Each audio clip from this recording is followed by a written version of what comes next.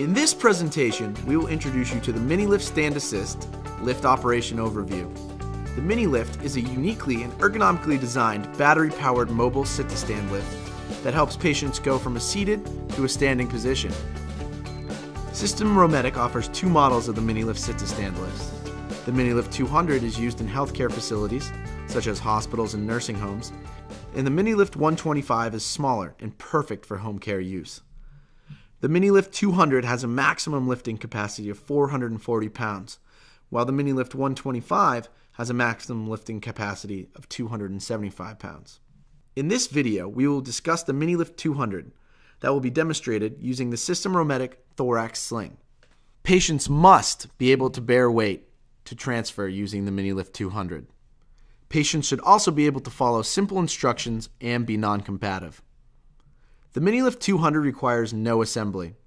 Let's begin by identifying the major 7 ergonomic design features of the MiniLift 200.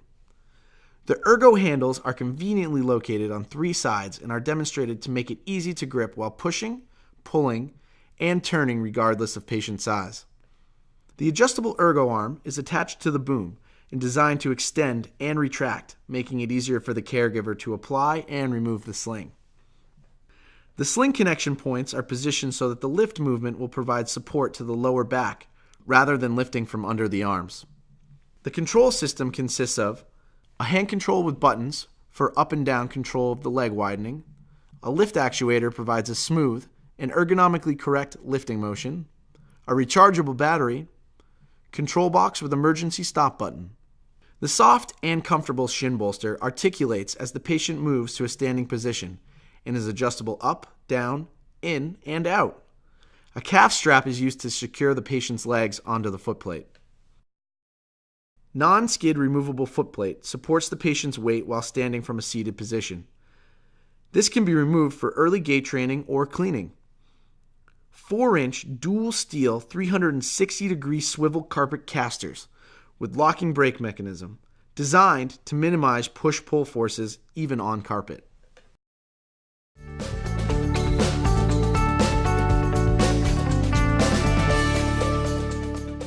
In this section, we will briefly review some of the operational features of the MiniLift 200, including the hand control, charging, emergency stop button, emergency lowering, footplate, and wheel locks. Before using the MiniLift 200, all operators should carefully study and understand the instruction guides for both the lift and accessories, and complete the MiniLift 200 competency checklist. In addition, the patient care plan should be reviewed for patient's activity level and any contradictions for using a lifting device for transfer. Assure that the use of the lifting equipment and accessories are in full compliance with the patient care plan.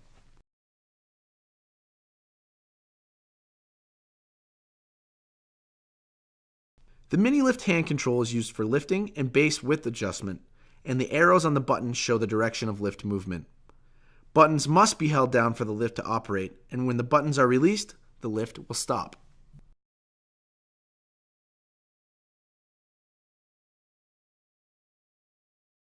In general, charging is recommended anytime the lift is not in use. This will ensure that a full charge is available when needed and will result in maximum battery life. The battery can be checked for charge status by visually examining the built-in battery unit indicator screen on the control box below the red emergency stop button. 4 bars indicate that the battery is fully charged. Each bar represents a 25% charge, so that when only 1 bar is remaining, the charge status is at 25%. The battery charging unit will beep when the unit has less than 25% charge remaining.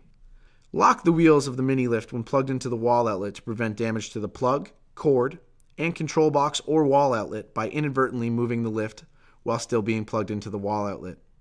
First, unplug the coiled cord from the wall outlet and then unlock the wheels. For safety reasons, battery charging should never be done in a wet environment. To begin charging, the emergency stop button must be in the out position.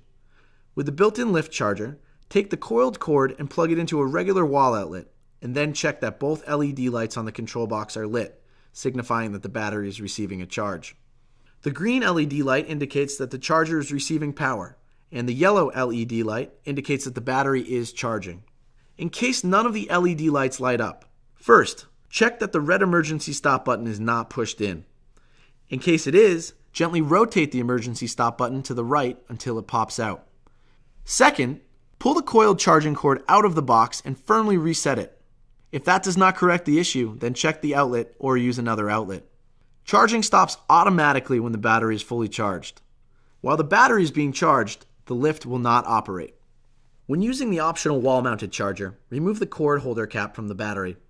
Next, remove the battery box from the control box by placing the palm of your hand on top of the battery box and using your fingers to pull up on the locking latch to release the battery box from its bracket and then pull it out. Now, place it on top of the wall charger. There are 2 LED lights on the wall charger. The green light indicates that the charger is connected to the power, while the yellow and orange light indicates that the battery is being charged. Make sure the LED lights on the front of the charger are lit. Normally, charging takes less than 6 hours, and the charger will shut off automatically.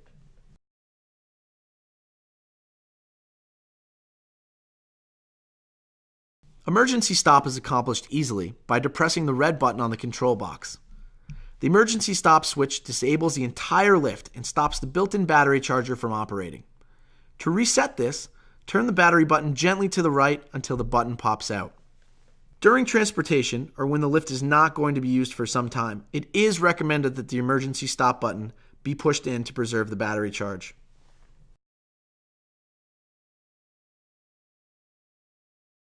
In the rare case that emergency lowering is needed, it can be accomplished in 2 ways, electrically and manually.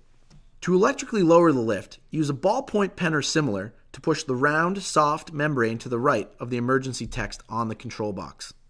To manually lower a lift, lift the red emergency lowering lever on the actuator in the up direction. Lowering occurs very slowly and requires weight on the ergo arm.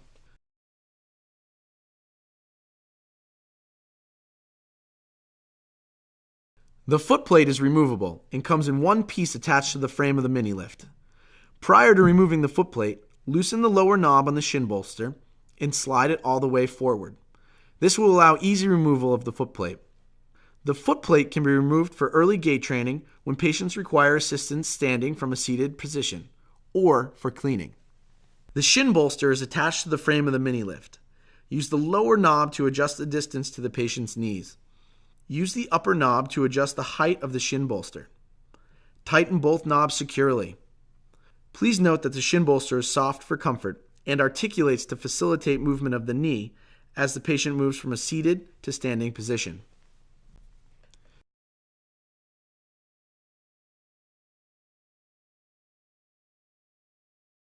The wheels of the MiniLift may be locked to inhibit movement. To lock the wheels, step on the brake provided on each rear wheel. To release the wheels, press on the release mechanism. MiniLift should only be used on flat surfaces and the patient should never be left unattended. In general, the wheels on the MiniLift should not be locked unless otherwise contraindicated by facility policy.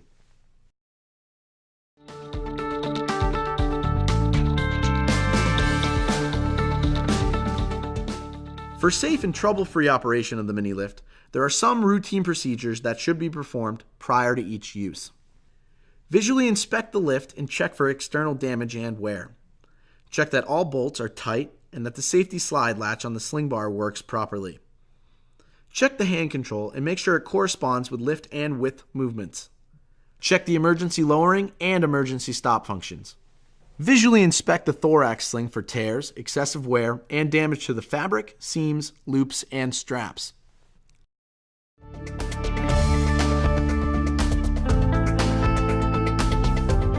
If the MiniLift does not operate when the hand control buttons are pressed, then check the following. Check that the emergency stop button is not pushed in. Check that the MiniLift is not plugged in for charging. Check that the charging bars on the control box indicate 25% or higher remaining charge. Remove and firmly reseat the hand control cable that is connected at the bottom of the control box, located to the left as you are facing the control box.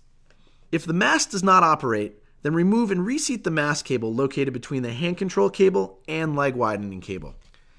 If the leg widening does not operate, then remove and reseat the leg widening cable located to the right of the middle mast cable as you are facing the control box. For all other troubleshooting concerns, contact your maintenance or biomed department.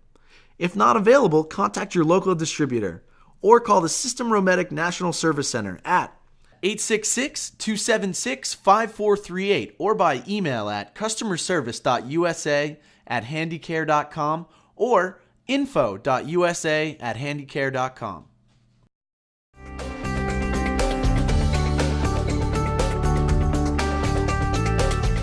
Slings should be wiped down using a quaternary compound and left to dry thoroughly.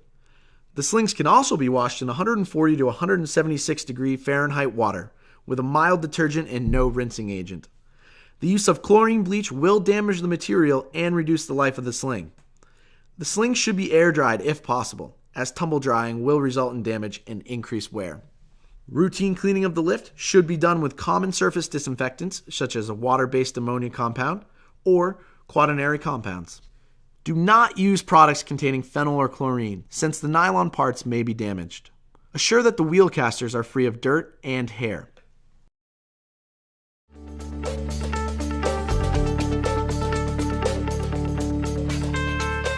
The MiniLift should be thoroughly inspected and serviced when needed, and at least once per year. Perform complete weight test and pay particular attention to the parts that show wear, such as joints, bolts, welds, and wheels. Service must be carried out according to the System Rometic Service Manual and by authorized staff. Repairs and maintenance may only be done by trained and certified personnel using original parts. When storing, keep the lift at a temperature above freezing and at a relative humidity of no more than 60%. Taking the time to remember these simple procedures will pay off in years of safe and comfortable lifting for you and those you care for. If you have any questions or comments, please consult your local distributor or System Rometic specialist.